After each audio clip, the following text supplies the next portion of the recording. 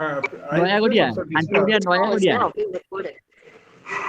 Professor Mishra, Mishra, to please deliver. Sir, am I audible, sir?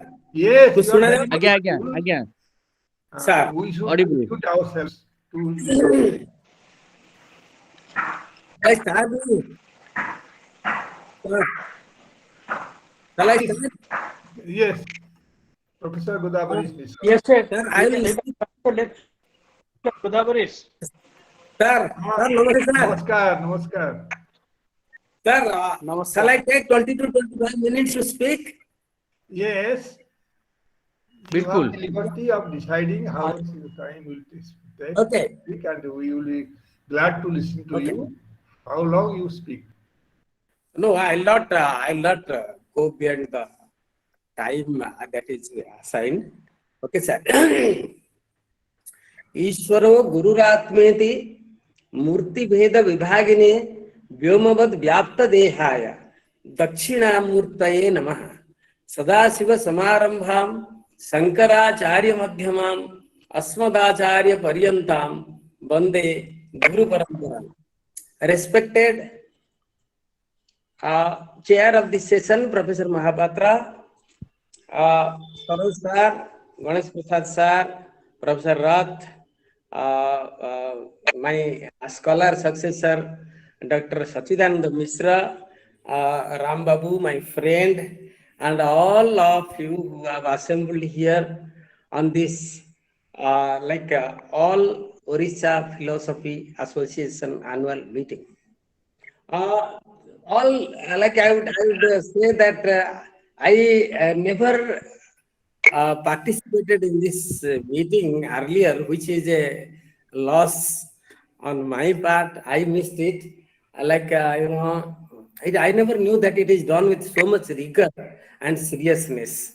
I really liked, sir, and the best part of it is to release so many books. Most of the books remain with the authors. I know a lot of books are written, but nobody knows about them. And that is the best part, sir. I really liked this. Professor Saroj Mohanty and Professor Das for giving some publicity, and also to honor those who have done some work on philosophy. That is a great thing. This tradition must continue. This tradition of Pujya Puja must continue. Now today, for next few, half an hour maybe time permits, and if you are all not tired, I would be speaking about Darsana, philosophy, and contemporary moorings. What are the contemporary, thinking that has gone into building up the Indian tradition of philosophy? I am not going to speak anything which is mine. I would only present the views of others with my views on their presentation. I'm not very sure if I should express my bare thanks to the executive committee of the All Orissa Philosophy Association for the honor they have done to me in inviting me to this function to be a part of the All Orissa Philosophy Association. I associate with it as an opportunity to serve the cause of philosophy that to me is a universal discourse. Since I am enthusiastic for the cause of philosophy,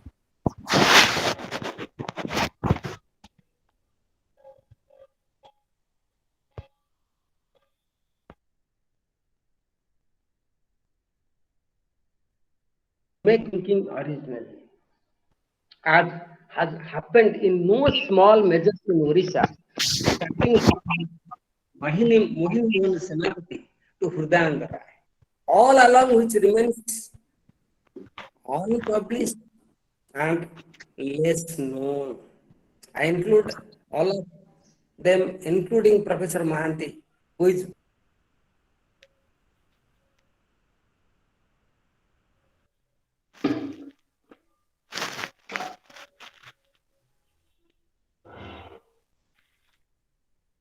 really, true. As I told you, my paper is about Darsana, philosophy, and contemporary moorings. I would like to go back to the pre-colonial days, and one of the professors that I would like to quote before I start my like a deliberation. He is Professor Suryanarayana Shastri. Those days when the professors were appointed in the university, even now that tradition is alive in the West, they used to give a series of inaugural addresses before they are being made permanent. That was the tradition. So in his inaugural address at the Department of Philosophy in 1927, at the University of Madras, Professor Shastri, Suryanarayana Shastri, the teacher of Professor T.M.P. Mahadevan, who studied in Oxford University, he said, what is that is to be done in the future for philosophy? He said, to gather the old material and enrich it with the new is a stupendous task awaiting the earnest and patient worker. What he meant was that the old philosophical material should be enriched with the new ones, new meaning, thereby with new analysis, new interpretation, and the like. And that is how we would broaden the periphery of the philosophy in the real sense of the term. What is doing philosophy? And I would like to come to my observations with the observations of the thinkers whom I am going to present before you. Before coming to a few samples as to how philosophy, especially in the Indian philosophy, has broadened its peripheries in a meaningful way, let me bring before you what I meant by philosophy and what, according to me, the best tradition of philosophy contains. Here below are some points for the audience to think over, and I am open to your comments and criticisms.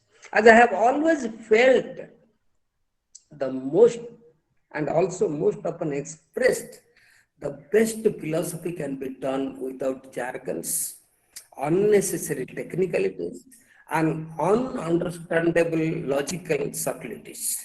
I strongly believe that too many technicalities conceal a fundamental lack of clarity and depth of thought. It is just to clothe our ignorance and conceal our failure of expression. We put, we express philosophy with considerable amount of confusion. There is enough possibility of expressing the most difficult concepts in simple language.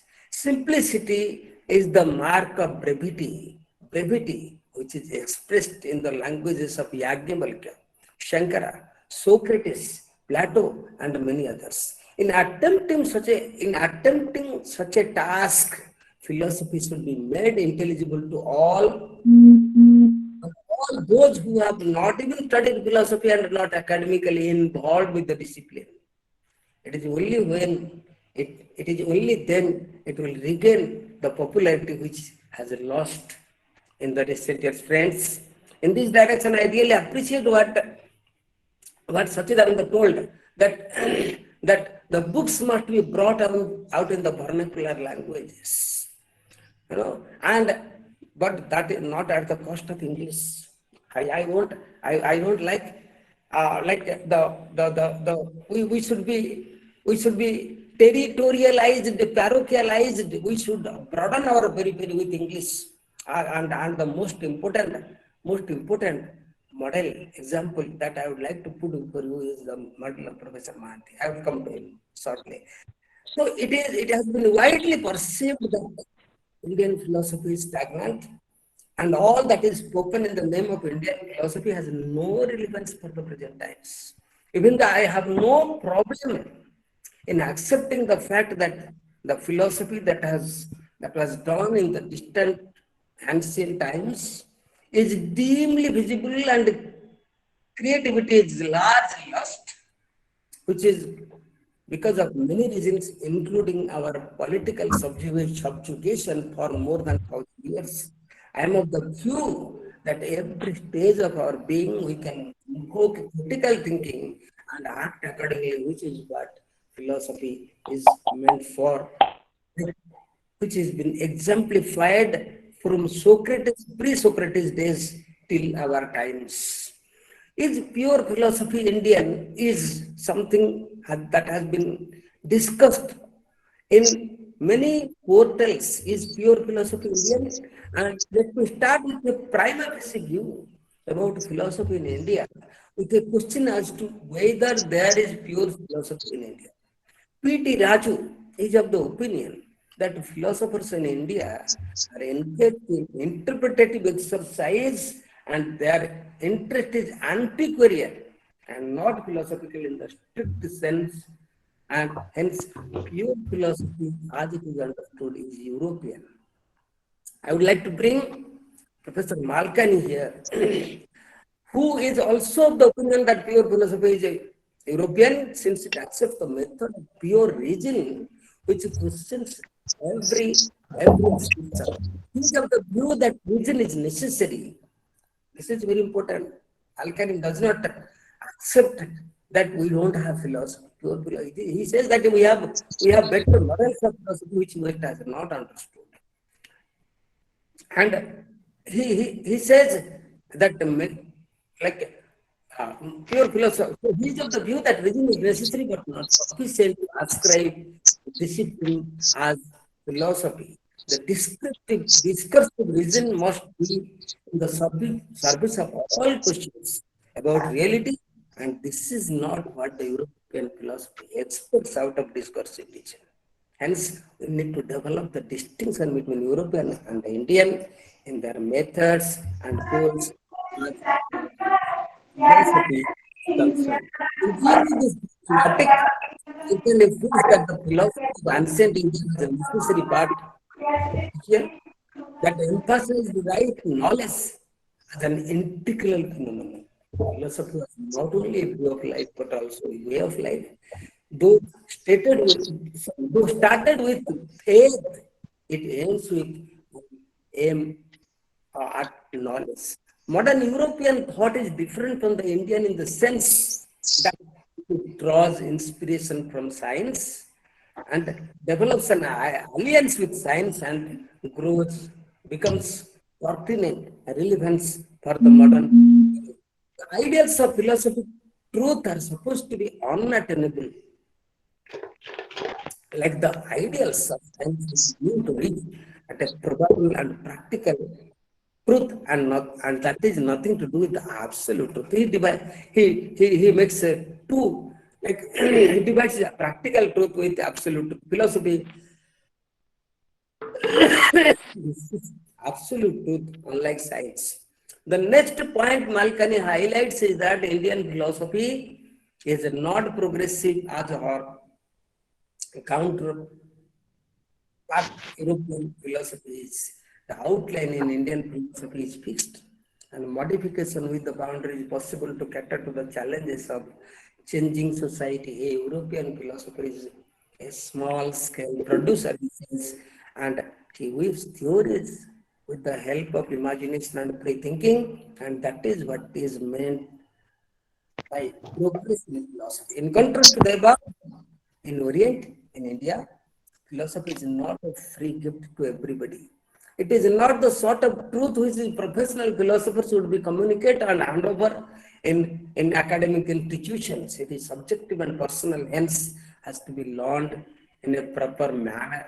A person who has done philosophy in the right way will find something new, like anadhigata and intimately personal, and the old truth remains, would be discovered as ever new and cannot become old, since it has eternal relevance. There is a pervasive misunderstanding that philosophical truth is mystical, unusual, and unimpressive.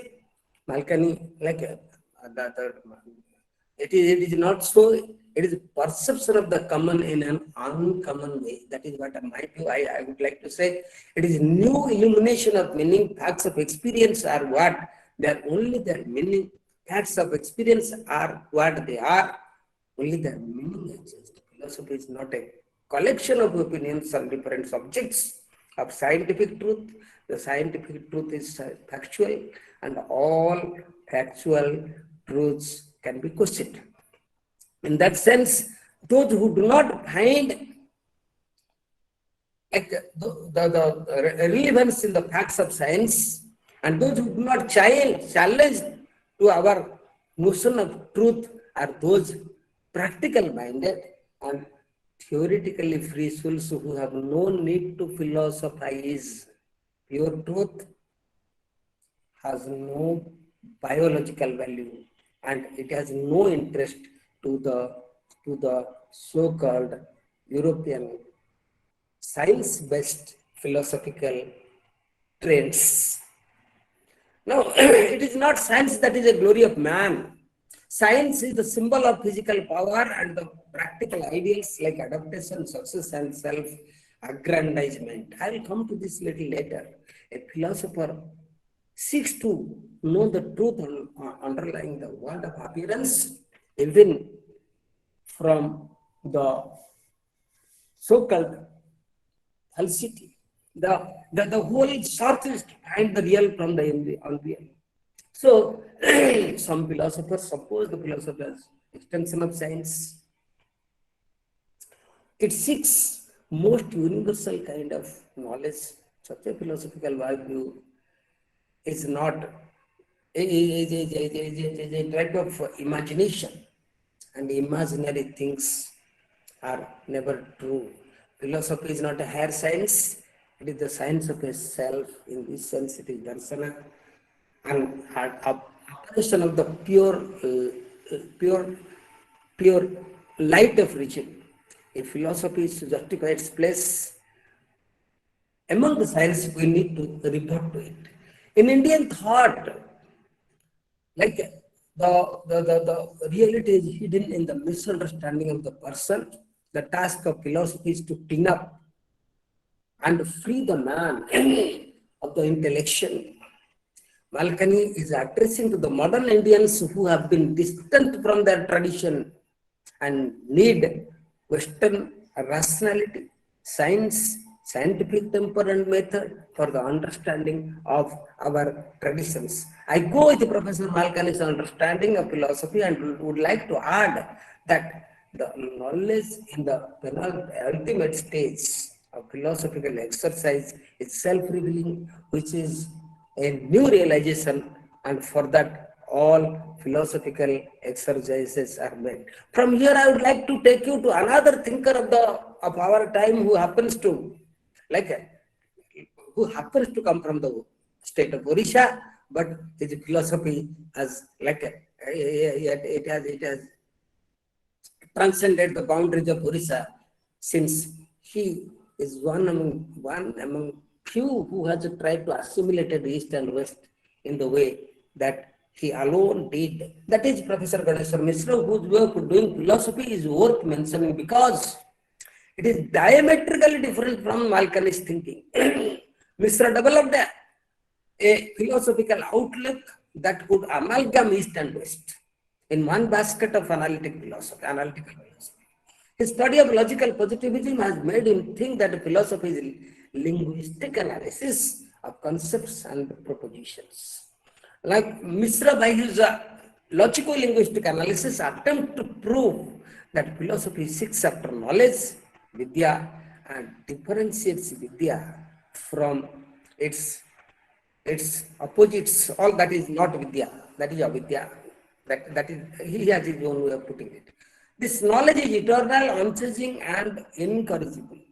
The linguistic analysis shows how knowledge is different from something eternal, changing, and corrigible. The philosophic knowledge aims at discovering this idea, which remains steady throughout our intellectual activity. He is of the view that philosophic knowledge is confined to logic conceptual analysis, which does not help one to combine two mutually exclusive concepts. I think the Adhyasa Bhashya is in the back of his mind when he is writing this. Two concepts of different categories cannot be combined together, and any attempt to made for such combination cannot give true knowledge or knowledge that could be spoken of as eternal. This knowledge is not factual as descriptive. It is a matter of observation. I would say that realization. But it is not possible in the case of concepts. It is not a matter of observation. The object light and the darkness, he has given this example, Mishra contents, light and darkness can be spoken of, but it can be found in the field of observation, but it is not possible to amalgam them as concepts. So the philosophical knowledge, according to him, is eternal, help us to make clear distinction between truth and falsity.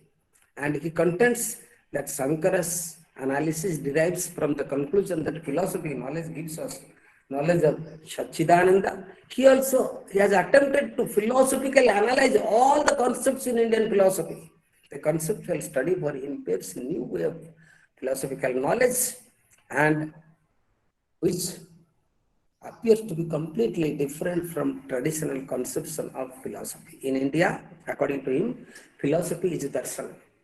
It is not speculative, mystical. In this, he is with as Malkani sees it, the Western philosophers have already taken the philosophic view of Indian thinkers as religious views, where Mishra differs from the West, which in no way are concerned with the philosophical enterprise. Mishra has serious difference of opinion on this issue, and he did not accept the view of the West. He shows strong parallels between two traditions. I think very few have done this. These questions in Indian philosophical tradition aim at a rational interpretation. That is, first thing that Mishra brings to the fore through his writings, not associated with any speculation or dogma.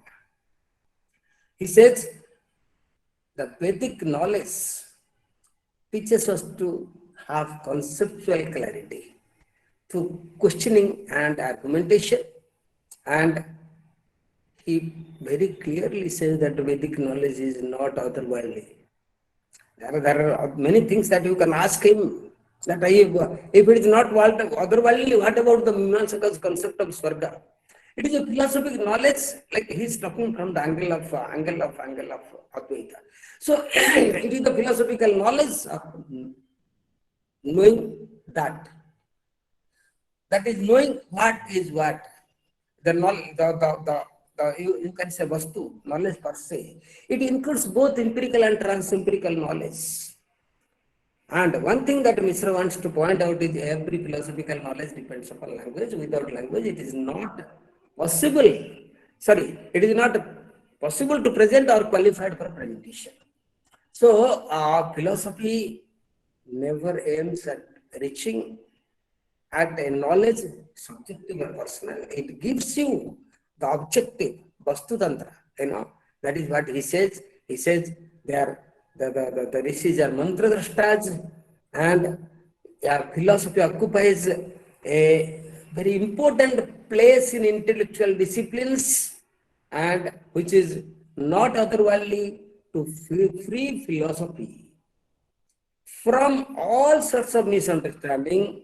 Mishra applies the techniques of linguistic analysis to show that real position Indian philosophy occupies in the history of philosophy is in no way less than that of Western understanding of philosophy. So, according to Mishra, that all kind of misunderstanding and disputes among so-called philosophers taking stance with theism and atheism are due to the misunderstanding of the logic of religious language. Philosophy studies the logic of language and analyzes the concept involved in such each language. Philosophers, in this way, tries to discover the logical clarity. But the problem is the strength of religious discourse. Always, it cannot be logically put. What would be Mishra's answer for that? That is a different thing. I have already prepared a full paper as to what are the points and how I look at Professor Godabarisha Mishra. Many philosophers argue that conceptual analysis in philosophy has no relevance to human affairs. But Godabarisha Mishra shows how it has maximum importance as far as human beings are concerned. Now he takes the Plato's conception of philosophy as the queen of all conceptions and how relevant it is for all the times to come. That like Mishra is of the view that most of the religious disputes in the world could be handled if it is understood through logical linguistic analysis. Okay. Now, a lack of clarity and misunderstanding about the logic of language and its illegitimate employment leads to all kinds of disputes in the world in the name of the religion. So, I take like you know now I go to another. Shall I take another 10 minutes, sir? Our time is up. No, no, please take 10 minutes. Yes. Okay. I take the example given by Malkadi, like Please that, before that I would like to present before this August body, like the inadequacy of logical positivism can be shown by the fact that there can be a reality beyond words, and they cannot be literally expressed by the word also. I feel that there is inadequacy of language to represent the reality. All reality is somewhere speakable, but all reality cannot be literally meant. If something is not speakable, it does not mean anything to us, and it does not mean that it has no reality at all. I think I am making myself clear. This is the problem. The critic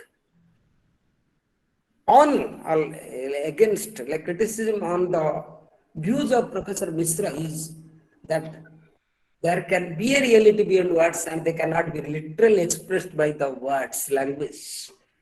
You may say that all reality is speakable, but all reality cannot be literally meant.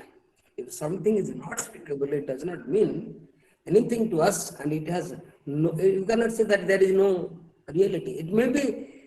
It may also be spoken yet not meant, since here language may have symbolic function to refer to something beyond the words. See, in doing away with metaphysics, there are a lot of problems, which is why the metaphysics came in a very strong way after logical positivists and the schools of the philosophy of logical positivism.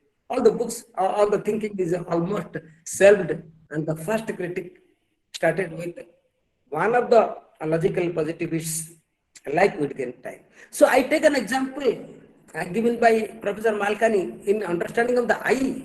Like, how do I understand I? The word I, is stands for the speaker. So it does not mean a shared common object. Like many eyes, there is no plural of I as we. Your eye and my eye cannot be put together. So the word I has a real and literal meaning that refers to the speaker. So understood from how to understand the meaning of the I from another person's angle, that you can only say it is not I. Not I only can give you that no, who is not I, but is diametrically opposed to I is you. That is not I. That is the reason why Shankara starts with Yusmat Asmat. That is the thing. The symbolic meaning refers to nothing that can be known in the objective attitude. However, in the latter sense, the word I stands for the absolutely immediate and non-objective ultimate state I. There are, like, I can see that there are two eyes. One eye looking at the other eye. Now, how do you look at that eye? How do I know the concept of me beyond the me that is visible to me? I think I'm making myself sense. I'm bringing the concept of big eye and small eye. That big eye, like, can you say that there is nothing beyond the eye, like, which cannot be represented by the term eye? So here is where I would like to say these are the it is as a method of philosophical imagination, method of philosophical discourse. Metaphysics has to be brought in to understand many things which cannot be answered by all logical positivists, and including Professor Mishra, since he is doing the philosophy of Advaita. From here, I would like to take you to more recent thinkers who have dealt with this topic of Indian philosophy, tradition, and its being darsana. I would like to bring before you three scholars who have dealt with this problem.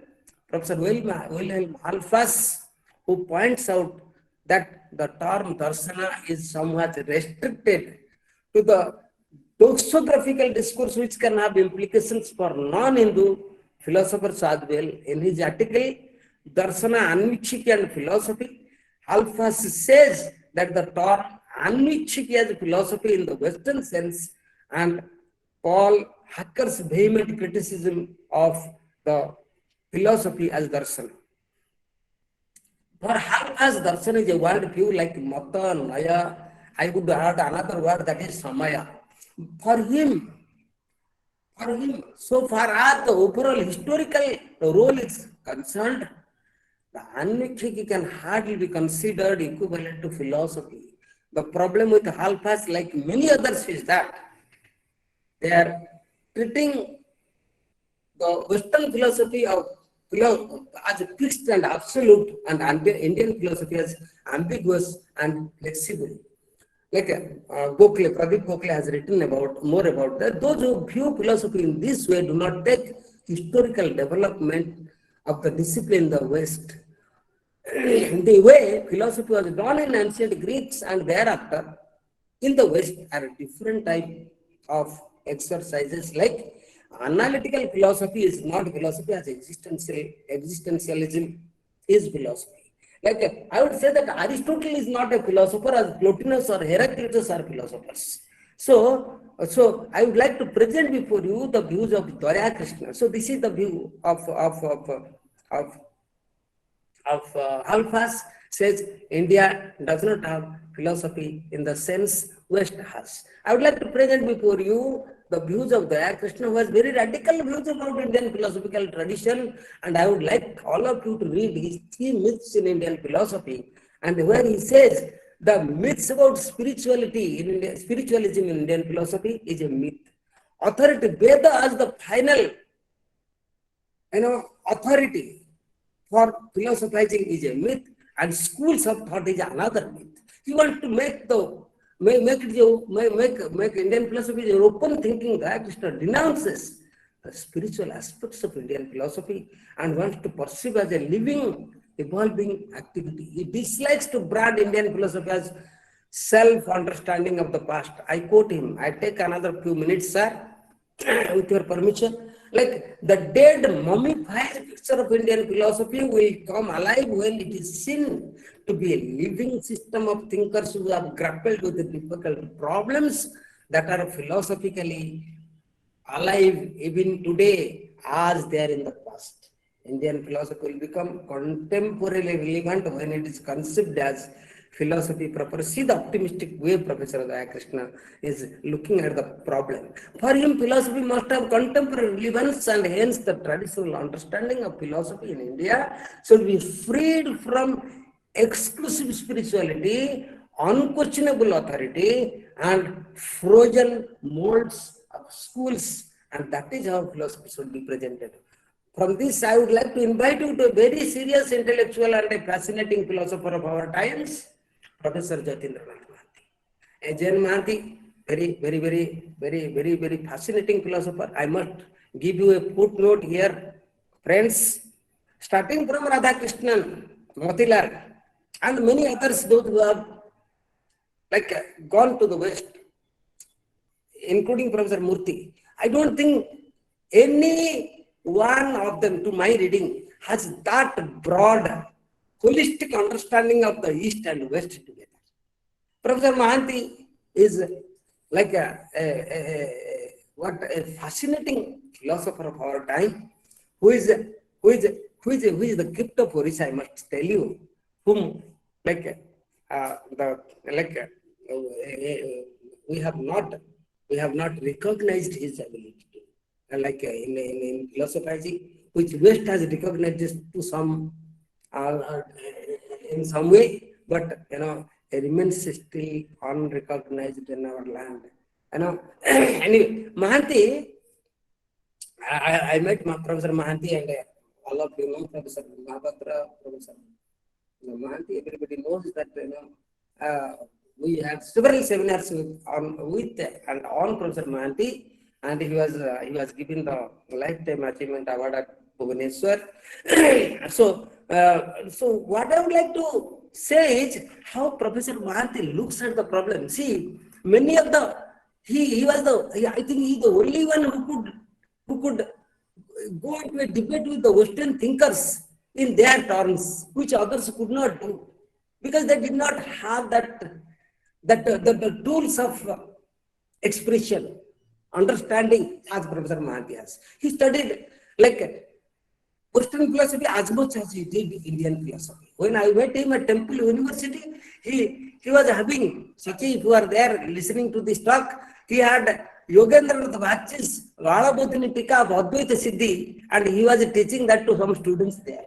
That amount, see, one can see how involved he was with Indian philosophy, as much as he was rated as the first, like the best among the scholars propounding Husserlian phenomenology. So anyway, friends, I don't want to talk. I want to go to his thinking. Mohanty goes with and criticizes the views of Daya Krishna and trying to analyze the image of static dynamic. That is what Daya Krishna says, static. Mohanty does not agree with it. Irrational, rational, and spiritual scientific temperament of the East. He has a holistic reading of the philosophical schools of the West and East and West, including European hermeneutics. That is how he tries to look at Indian philosophy, a very, very new way of looking Indian philosophy from Godabarian perspective. For him, Indian tradition still retains knowable and articulable essence. The darshan, according to Mohanty, is always supra-individual. He says, and I quote, in a darshan, the individual thinker, great or small, plays a subordinate role, and he does not become a founder of a system, but carries the explication forward.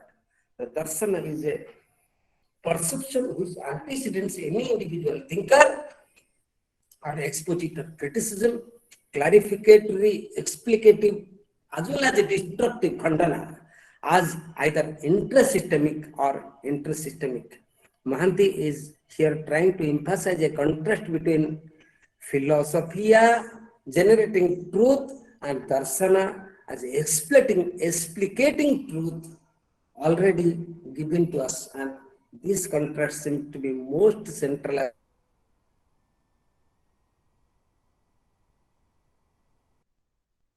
darsana as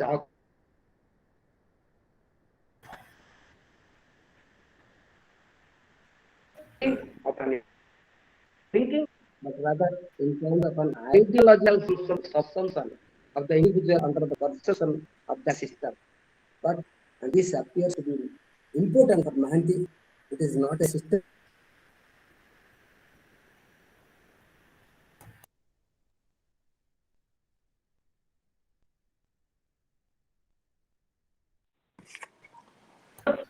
Your voice is missing.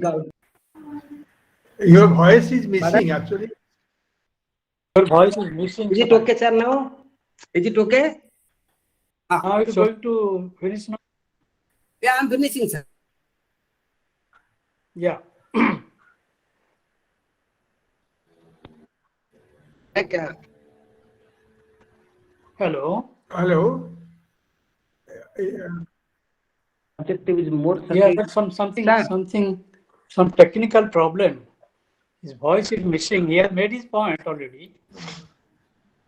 Godabarish. Right, sir.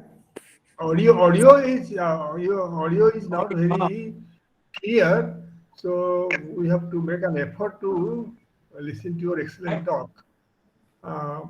I think he will be compensated when he submits his paper and we go through the paper. Okay, Yeah. please. Okay. Would you like to continue or we can finish? Like I'm saying, I'm You are audible now. audible, but voice is not very clear. Voice is breaking. Voice is breaking. Yes. Just a minute. Just a minute. I'll go.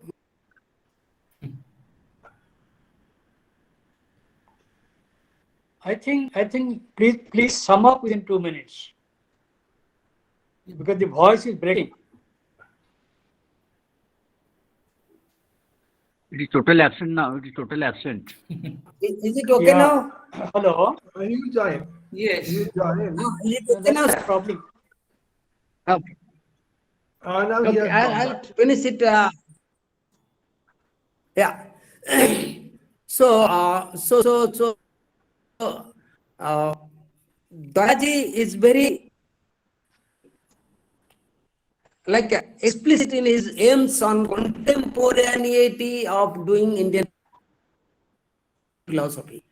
Mohanty's objective is more subtle, and in his confutation of the Krishna Mohanty refers to the knowledge of impossibility of happening intention and to the thick layers of interpretative history that are needed to be understood before any understanding can be reached. Mohanty says how West has caricatured Indian philosophy, starting from Hegel, Husserl, Heidegger, how they have not understood the crux, the thrust of Indian philosophical schools, and I think he is one among very few who has made it possible to make the West understand the essence of Indian philosophy, and his recent book on Indian philosophy concepts, like he has worked out the essence of Indian philosophy in his own way. I think all of you, and those of you who read, please read. So, I go back to the Mohanty's contention of Indian philosophy, and he's making a very subtle points of Indian philosophy which are inexplicable so far and trying to make it understandable. One example that I would like to give before I end this talk, in his present general residence speech at Jadavpur University, he was talking about Apaurushayatva. What is Apaurushayatva? You take which Daji says that it is the authoritativeness of the Vedas and relating it to the Indian philosophy has really not to be understood in the same way, but he does not give how to understand Indian philosophy as non-Apaurushaya. Professor Mohanty takes the concept, he says that the Apaurushaya should be understood in the context of the autonomy of the text than the intention of the author. See, these two things, autonomy of the text is Apaurushaya, than the intention of the author. It is the statement of facts. In that way, Professor Mohanty does. Friends, I am grateful to you for this opportunity, and I don't have much time to take. I have taken more than half an hour, so I again would like to submit that there are many ways that we can do Indian philosophy in a meaningful way, whether it is accepted or not. India has a great tradition of philosophizing in many ways, including what we may say as philosophy in the West. So I would be feeling in my duty if I do not acknowledge my indebtedness to my teacher who has inspired me to do philosophy in the way I am doing with my limitations, and that is Professor Ramesh Patnaik, who inspired me to study philosophy, and Professor Nalanda Rai, the great man, again unrecognized, like not very well known outside Orissa, and and I look forward to a day when I will be able to do philosophy. Thank you, Professor Mishra. Thank you very much. Thank you, Professor Mishra, for your talk. Presidential addresses are not meant for discussion, and it's our guidance. And we are really thankful to Professor Godabarisha Mishra. Here is other G. Mishra. We had Ganeshwar Mishra in the beginning. He has an S, extra S in Mishra. He was, Ganeshwar Mishra was MISRA. So you continue the same tradition which we saw in Professor Mishra. We are really thankful to you. And the paper is not for discussion, it is for our guidance, and I thank him. And the voice was breaking sometimes. The voice was not audible for some time, and it will be compensated when it is published in our journal. And you will where we can go and learn more from the published work. Thank you, Professor Mishra, Godabarisha Mishra, to deliver this presidential address. Thank you. Now I will proceed with the other Ratnagarapati Memorial Lecture. I request Professor Mahapatra, you come up to chair the session. No. President, please forgive me. I have some. President, Mr. President, I thought I was presiding over this function, and beyond this point, I will not. You please I will not be able to be. No. See, it is all right, but I cannot. I have to go away now because I have some social function to attend. So please arrange somebody else to preside over this next session. Okay, I'm sorry, I cannot. କାମ ଅଛି ମୁଁ ଯାଉଛି